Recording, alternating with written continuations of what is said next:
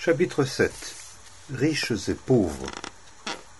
Il faisait chaud et humide, et la grande ville était pleine de bruit. De la mer soufflait une brise tiède, et les rues sentaient le goudron et l'essence.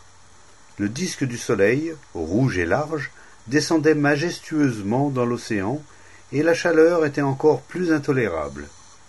Nous étions nombreux dans la salle, étouffante, et nous décidâmes de sortir. Les perroquets, telles d'éblouissantes flammes vertes, rentraient se poser sur leur perchoir. Tous les matins, ils s'envolaient vers le nord, où ils s'égayaient dans les vergers, les champs et la campagne, et ils revenaient le soir passer la nuit sur les arbres de la ville, en bandes caquetantes et désordonnées.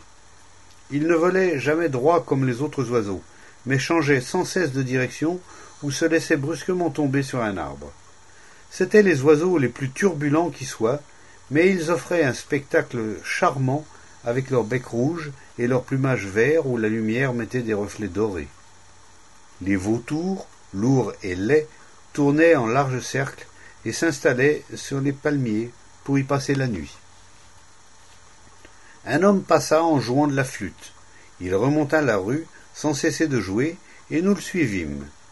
Il tourna dans une des petites rues latérales et continua à jouer. C'était étrange d'entendre le son de la flûte au milieu des bruits d'une ville moderne, étrange et bouleversant. Nous suivîmes le joueur de flûte à quelque distance, traversâmes plusieurs rues et arrivâmes dans une autre, plus large, mieux éclairée. Là, un groupe d'hommes était assis, les jambes croisées au bord de la chaussée, et le joueur de flûte se joignit à eux. Nous fîmes de même, et nous mêlâmes aux chauffeurs domestiques, veilleurs de nuit qui écoutaient le joueur de flûte. Il y avait aussi quelques enfants et un ou deux chiens. Des voitures passaient. L'une d'entre elles était conduite par un chauffeur. Il y avait de la lumière à l'intérieur et elle était occupée par une dame seule, élégamment vêtue. Une autre voiture passa, puis s'arrêta.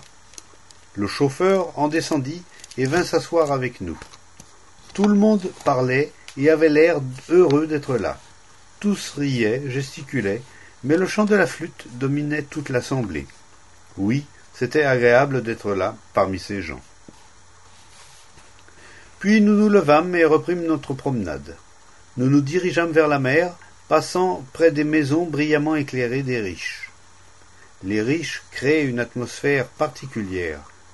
Si cultivés et discrets soient-ils, les riches ont une attitude distante, impénétrable, et ils ont une assurance et une dureté difficiles à ébranler.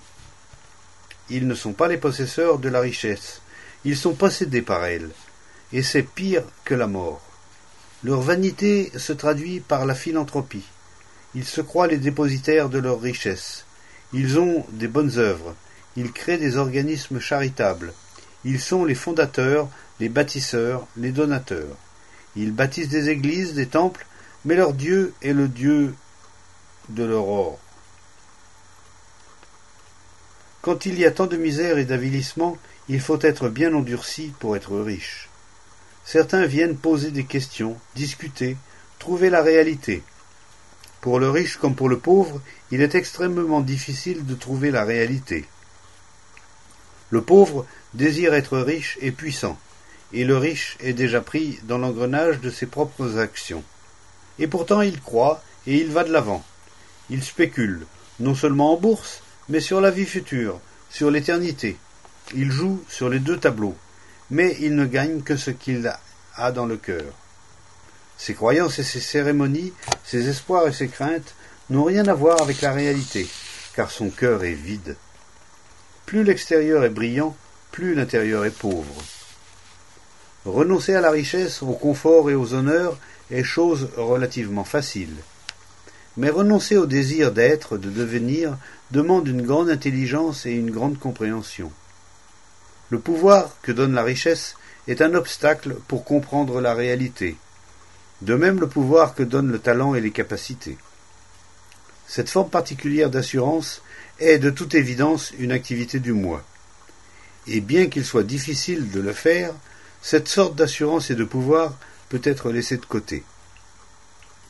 Mais ce qui est beaucoup plus subtil et caché, c'est la force que donne le désir de devenir. Le développement du moi sous toutes ses formes, que ce soit par la richesse ou par les vertus, est une source de conflit, une cause d'antagonisme et de désordre. Un esprit affligé du désir de devenir n'est jamais en paix, car la paix ne peut se gagner ni par des pratiques d'aucune sorte, ni avec le temps. La tranquillité est un état de la compréhension, et devenir est contraire à cette compréhension. Devenir fait naître le sentiment du temps, et ce sentiment ne peut que retarder la compréhension.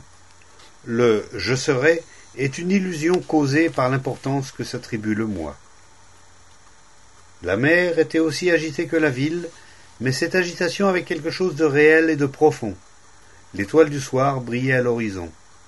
Nous rentrâmes par des rues grouillantes d'autobus, de voitures et de monde. Un homme nu dormait sur le trottoir. C'était un mendiant, épuisé, mourant de faim, résigné, et il était difficile de l'éveiller. Un peu plus loin, on voyait les pelouses vertes et les fleurs aux couleurs éclatantes d'un jardin public.